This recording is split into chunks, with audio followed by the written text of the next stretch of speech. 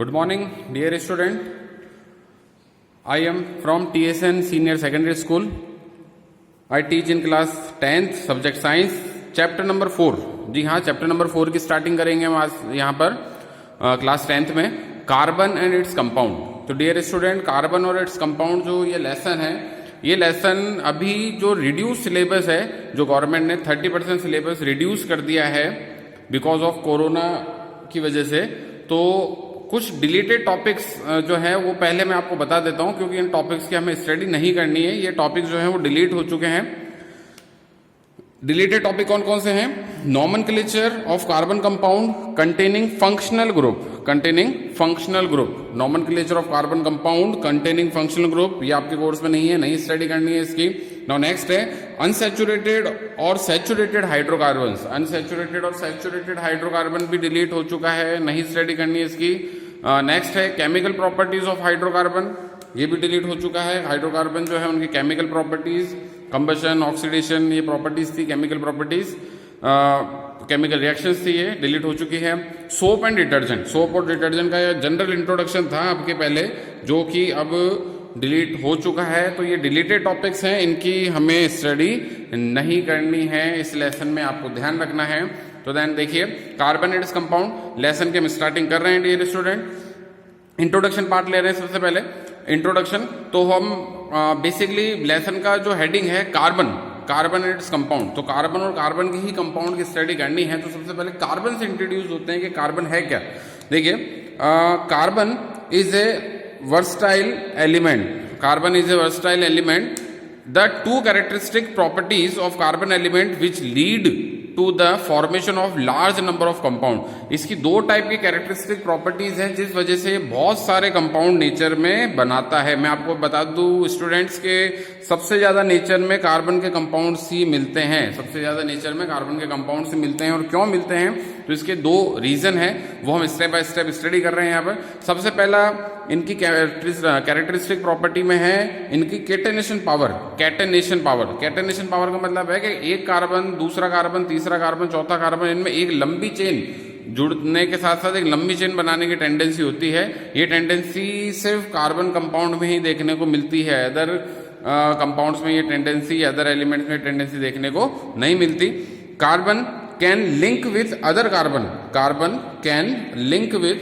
Carbon atom by means of covalent bond to form long chain. Carbon जो है दूसरे carbon compound के साथ, दूसरे कार्बन एटम्स के साथ जुड़ता चला जाता है, कोवलेंट बॉन्ड बनाता है, एक लंबी चेन बनाता है, चेन बना सकता है, और या फिर क्लोज्ड रिंग कंपाउंड बना सकता है. ठीक है, तो ये आपको ध्यान रखना है कि कार्बन कार्बन कार्बन कार्बन की एक लंबी चेन चलती जाती है. ये चेन जो है क्लोज्ड भी हो सकती है या ओपन चेन भी हो सकती है, ये आपको ध्यान रखना है. जैसे देखिए, मैंने यहाँ पर दिया है 5 कार्बन है. ये 5 कार्बन जो है एक सीधी चेन में कनेक्टेड है. ठीक है, ये 5 कार्बन एक सीधी चेन में कनेक्टेड है, तो आप इसे बोलेंगे ओपन चेन कंपाउंड. क्या बोलेंगे इसे? Open chain compound. ठीक है, क्योंकि कार्बन यहाँ पर सीधी चेन में है. अब यहाँ पर आप देख सकते हैं 4 कार्बन जो है, 4 कार्बन इस तरह से स्क्वायर बना रहे हैं. ये 4 कार्बन स्क्वायर बना रहे हैं, तो ये इसकी क्लोज्ड रिंग चेन है. ठीक है, ये कौन से कंपाउंड कहलाएंगे? Closed ring compounds. ठीक है, ये आपको ध्यान रखना है. ये भी एक क्लोज्ड रिंग कंपाउंड है. यहाँ पर आप 3 कार्बन एटम्स को देख सकते हैं जो एक क्लोज्ड रिंग बना रहे हैं यहाँ पर. तो कार्बन को हमने बेसिकली कैटेनेशन पावर के बेस पर 2 कंपाउंड की हम यहाँ पर स्टडी करेंगे. इनके ओपन चेन कंपाउंड और इनके क्लोज्ड रिंग कंपाउंड्स. ठीक है, इनकी हमें स्टडी करनी है इस लेसन में, आपको ध्यान रखना है. यहाँ पर हमने स्टडी किया है कैटेनेशन. नेक्स्ट इसके बाद में मैं स्लाइड चेंज कर रहा हूं.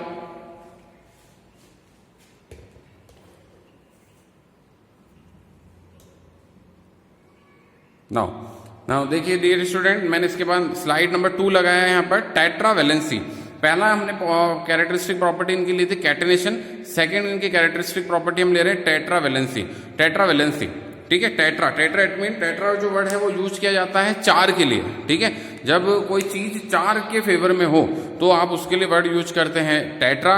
3 के फेवर में हो तो ट्राई, 2 के फेवर में हो तो बाय या डाई, ये वर्ड यूज करते हैं. 1 के फेवर में हो तो मोनो, हम ये जो है प्रीफिक्स यूज करते हैं. ठीक है, ये आपको ध्यान रखना है.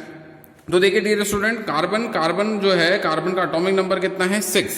कार्बन का एटॉमिक नंबर कितना है 6। और अगर आप इसका Kl कॉन्फ़िगरेशन देखें तो इसके K में 2 इलेक्ट्रॉन आते हैं और K में 2 ही इलेक्ट्रॉन आ सकते हैं, तो बाकी के जो 4 इलेक्ट्रॉन है किस में जाएंगे, L में। ठीक है, मैंने आपको पहले भी बता चुका हूं कि जितना एटॉमिक नंबर होता है उतने ही इलेक्ट्रॉन्स होते हैं। तो कार्बन में 6 इलेक्ट्रॉन्स हैं, 2 इलेक्ट्रॉन्स है K शेल में और 4 इलेक्ट्रॉन्स है L शेल में।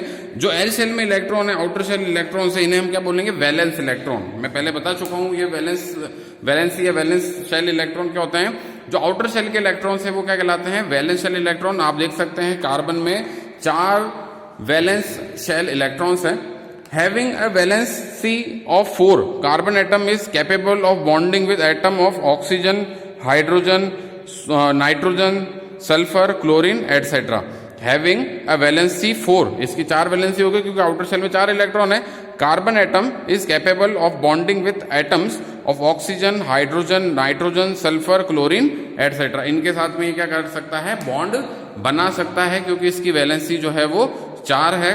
ठीक है, इस वजह से इसके कंपाउंड जो है हमें नेचर में बहुत सारे देखने को मिलते हैं, with oxygen, with hydrogen, with nitrogen या विथ सल्फर या विथ क्लोरीन। ठीक है, नाउ नेक्स्ट देखिए इसके बाद, every element try to complete their octet. हर एलिमेंट ये चाहता है कि उसका ऑक्टेट कंप्लीट हो जाए। ऑक्टेट, ऑक्टा जो वर्ड है वो लगाया जाता है 8 के फेवर के लिए। ठीक है, तो यहाँ पर ऑक्टेट का मतलब क्या है, 8 इलेक्ट्रॉन इन वैलेंस शेल। हर एलिमेंट ये चाहता है कि उसके आउटर शेल में कितने इलेक्ट्रॉन हो जाए, 8 इलेक्ट्रॉन्स हो जाए, 8 इलेक्ट्रॉन्स हो जाए। ठीक है, तो जैसे कार्बन के आउटर शेल में कितने इलेक्ट्रॉन है, 4, तो अभी इसको क्या करना होगा, 4 इलेक्ट्रॉन्स लेने होंगे ताकि इसका ऑक्टेट पूरा हो जाए। राइट, तो 4 + 4 = 8 हो जाएगा, इसका ऑक्टेट कंप्लीट हो जाएगा। तो ये एलिमेंट क्या हो जाएगा, कार्बन स्टेबल हो जाएगा, इसका बनने वाला जो कंपाउंड है वो स्टेबल हो जाएगा। तो हर एलिमेंट के साथ ये एप्लीकेबल है कि वो एलिमेंट ट्राई करता है कि उसके आउटर शेल में 8 इलेक्ट्रॉन हो जाए ताकि वो स्टेबल हो जाए। ठीक है, और इसके लिए उसे क्या करना पड़ता है, it gain, it lose, it share electrons with other element. इसके लिए वो इलेक्ट्रॉन या तो गेन करता है या लूज करता है या फिर शेड करता है अदर एलिमेंट्स के साथ। ठीक है, शेड करता है अदर एलिमेंट्स के साथ। तो गेन और लूज वाली बात तो हम करते हैं आयोनिक कंपाउंड्स में। अगर कोई एलिमेंट इलेक्ट्रॉन गेन कर रहा है तो इलेक्ट्रॉन गेन कर रहा है तो वो बनाएगा एनायन, इलेक्ट्रॉन लूज कर रहा है तो वो बनाएगा कैटायन। तो गेन और लूज वाली जो बात है वो हम आयोनिक कंपाउंड्स में करते हैं, तो हमें उस बात को इतना फोकस नहीं करना है। यहाँ पर हम बात करेंगे शेयरिंग ऑफ इलेक्ट्रॉन्स की। ठीक है, क्योंकि हम कोवलेंट बॉन्ड स्टडी करने वाले हैं इसके बाद में। Sharing of electron with other element, या फिर वो इलेक्ट्रॉन शेयर करता है अदर एलिमेंट्स के साथ ना। एक चीज और है कि अगर मान लीजिए किसी एलिमेंट में ऑक्टेट कंप्लीट होने की कोई चांस नहीं है तो फिर वो क्या करें। जैसे फॉर एग्जांपल हम बात करते हैं हाइड्रोजन की। अब हाइड्रोजन का एटॉमिक नंबर क्या है, 1। हाइड्रोजन का एटॉमिक नंबर क्या है, 1। ऑक्टेट कंप्लीट करने की कोई भी चांस नहीं है क्योंकि ऑक्टेट कंप्लीट करने के लिए से 7 इलेक्ट्रॉन चाहिए, तो कोई 7 देने वाले से है नहीं। ठीक है, तो फिर ये क्या करे, तो इसके पास एक ऑप्शन और है कि ये अपना कॉन्फ़िगरेशन किसी नोबल गैस जैसा कर ले। अगर ये अपना कॉन्फ़िगरेशन किसी नोबल गैस जैसा कर लेता है तो भी ये क्या हो जाएगा, स्टेबल हो जाएगा। तो मैंने यहाँ पर हिंदी में एक लाइन लिखी है, और या फिर इनमें नोबल गैस जितने इलेक्ट्रॉन्स हो जाए। तो हाइड्रोजन का अगर ऑक्टेट कंप्लीट नहीं हो सकता तो ये नोबल गैस एलिमेंट की तरह अपना कॉन्फ़िगरेशन कर सकता है, स्टेबल हो सकता है। क्यों, क्योंकि अगर हाइड्रोजन को 1 इलेक्ट्रॉन और दे दिया जाए, हाइड्रोजन + 1 इलेक्ट्रॉन, तो अब इसमें जो इलेक्ट्रॉन्स है वो कितने हो जाएंगे, किसके बराबर हो जाएंगे, हीलियम के बराबर हो जाएंगे, क्योंकि हीलियम में 2 इलेक्ट्रॉन्स होते हैं। हीलियम एक नोबल गैस है, हीलियम एक नोबल गैस है, तो हाइड्रोजन यहाँ पर स्टेबल हो गया 1 इलेक्ट्रॉन लेकर। राइट, ठीक है, अपना ऑक्टेट तो कंप्लीट नहीं कर पाया लेकिन स्टेबल हो गया 1 इलेक्ट्रॉन लेकर, क्योंकि इसका कॉन्फ़िगरेशन नोबल गैस हीलियम जैसा हो गया है। ठीक है, नाउ नेक्स्ट देखिए, इसके बाद हम बॉन्ड टाइप में स्टडी कर रहे हैं। सबसे पहला bond covalent bond. Covalent bond, ठीक है, कोवलेंट बॉन्ड क्या होते हैं, sharing of electron is count in covalent bonding. अगर इलेक्ट्रॉन की शेयरिंग हो रही है तो वो किस में काउंट होगी, कोवलेंट बॉन्डिंग में काउंट होगी। तो आपको ध्यान रखना है कि कोवलेंट बॉन्डिंग में इलेक्ट्रॉन्स शेयर्ड होते हैं। ठीक है, इलेक्ट्रॉन्स की पार्टनरशिप होती है। The shared pair of electrons count on both side of element. और जो शेयर्ड पेयर ऑफ इलेक्ट्रॉन्स है वो दोनों साइड के एलिमेंट के, 2 एलिमेंट के बीच में अगर शेयरिंग हो रही है तो दोनों एलिमेंट के लिए इलेक्ट्रॉन्स काउंट होंगे, दोनों एलिमेंट्स के लिए वो इलेक्ट्रॉन्स काउंट होंगे। क्यों, क्योंकि अगर 2 पर्सन मिलकर एक कंपनी खोलते हैं तो कंपनी का जो लॉस है या कंपनी का जो प्रॉफिट है वो दोनों में बराबर बराबर इक्वली डिवाइड होगा। बिल्कुल यहाँ पर भी ऐसा ही है कि 2 एलिमेंट है, 2 एलिमेंट के बीच में अगर इलेक्ट्रॉन्स की शेयरिंग हो रही है तो वो दोनों जो इलेक्ट्रॉन है वो 2 या 4 जो भी इलेक्ट्रॉन्स है वो दोनों के लिए ही काउंट होंगे। ठीक है, ये आपको ध्यान रखना है। और ये मैं कुछ एग्जाम्पल से भी ये चीज़ क्लियर कर दूंगा आपको। देखिए यहाँ पर हम H2O वाटर जो है उसका फॉर्मेशन यहाँ पर देख रहे हैं। तो आपको पता होगा डियर स्टूडेंट, हाइड्रोजन का एटॉमिक नंबर क्या होता है 1। तो हाइड्रोजन में कितना इलेक्ट्रॉन है 1। मैंने इलेक्ट्रॉन्स को यहाँ पर डॉट से शो किया है, ठीक है, आपको ध्यान रखना है। ये लुईस डॉट मॉडल है। इलेक्ट्रॉन्स को अगर डॉट से शो करते हैं तो कौन सा मॉडल कहलाता है, लुईस डॉट मॉडल। तो मैंने हाइड्रोजन को एक डॉट से शो किया है, इट मीन हाइड्रोजन के पास 1 इलेक्ट्रॉन है। इधर भी देखिए हाइड्रोजन के पास 1 इलेक्ट्रॉन है, एक डॉट से शो किया है। और ऑक्सीजन को आप देख सकते हैं, ऑक्सीजन का एटॉमिक नंबर होता है 8। तो 2 6 इसका कॉन्फ़िगरेशन है। आउटर शेल में ऑक्सीजन के कितने इलेक्ट्रॉन होते हैं 6, क्योंकि आउटर शेल इलेक्ट्रॉन ही बॉन्डिंग में पार्टिसिपेट करते हैं। तो आउटर शेल में ऑक्सीजन के कितने इलेक्ट्रॉन है 6।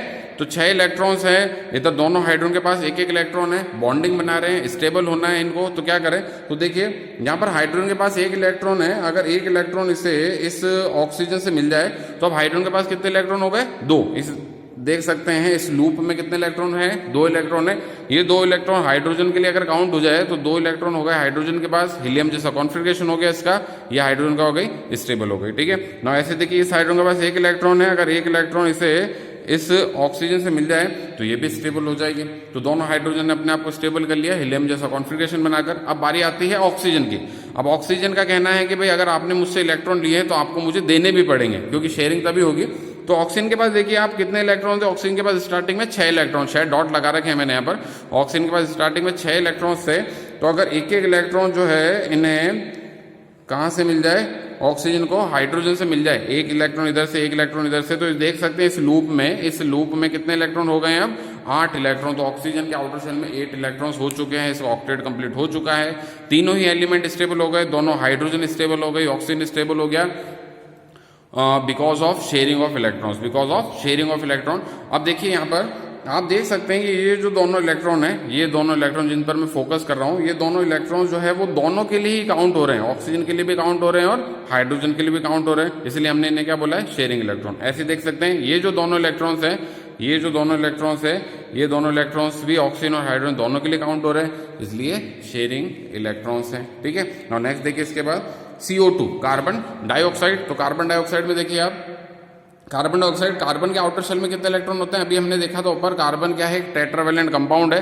तो कार्बन के आउटर शेल में कितने इलेक्ट्रॉन होते हैं 4। तो मैंने 4 यहाँ पर डॉट शो किए हैं, 2 डॉट इधर लगाए, 2 डॉट इधर लगाए।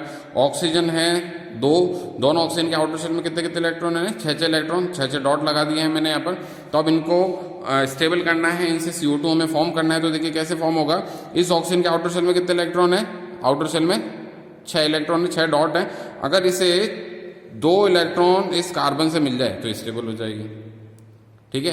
ये ऑक्सीजन स्टेबल हो जाएगी, क्योंकि अब ऑक्सीजन के पास इलेक्ट्रॉन कितने हो चुके हैं, इस ऑक्सीजन के पास 8 इलेक्ट्रॉन हो चुके हैं। नाउ नेक्स्ट देखिए इसके बाद इस ऑक्सीजन के आउटर शेल में 6 इलेक्ट्रॉन है, अगर 2 इसे इस कार्बन से मिल जाए तो ये भी स्टेबल हो जाएगी, इसका भी ऑक्टेट कंप्लीट हो गया। अब बारी आती है कार्बन की। तो कार्बन देखिए, कार्बन के पास आउटर शेल में कितने इलेक्ट्रॉन है 4, ठीक है, 2 इधर थे और 2 इधर थे। तो अगर ये 2 इलेक्ट्रॉन इसको किससे मिल जाए, ऑक्सीजन से, तो ये आप देख सकते हैं इस बड़े वाले लूप में कितने इलेक्ट्रॉन हो गए कार्बन के लिए 8 इलेक्ट्रॉन। इस कार्बन का भी ऑक्टेट कंप्लीट हो गया। तीनों ही एलिमेंट, 2 ऑक्सीजन और कार्बन ने अपना ऑक्टेट कंप्लीट कर लिया है because of sharing of electrons, ठीक है। अपने आप को स्टेबल कर लिया है। तो अब ये जो बनने वाला इनका कंपाउंड है कार्बन डाइऑक्साइड, वो भी हाईली स्टेबल होगा, ठीक है। तो ये आपको ध्यान रखना है। कुछ प्रैक्टिस है आपके लिए, आपको चेक करना है ऐसा ही अमोनिया के साथ और ऐसा ही चेक करना है आपको मीथेन के साथ। NH3 क्या कहलाता है, अमोनिया। इसके लिए भी आपको ऐसी बॉन्डिंग शो करनी है। मैंने इजी गोइंग आपके लिए कर दिया है कि मैंने यहाँ पर इनके इलेक्ट्रॉन शो कर दिए हैं, ऐसे ही आपको करना है मीथेन के साथ। मैंने इजीली कर दिया है, यहाँ पर भी इसके इलेक्ट्रॉन्स मैंने शो कर दिए, बट आपको जो इस तरह का लूप है वो आपको इनके लिए बनाना है, ठीक है। ये आपकी प्रैक्टिस रहेगी। आई होप आपको ये वीडियो पसंद आया होगा। लाइक करिए, शेयर करिए। Thank you.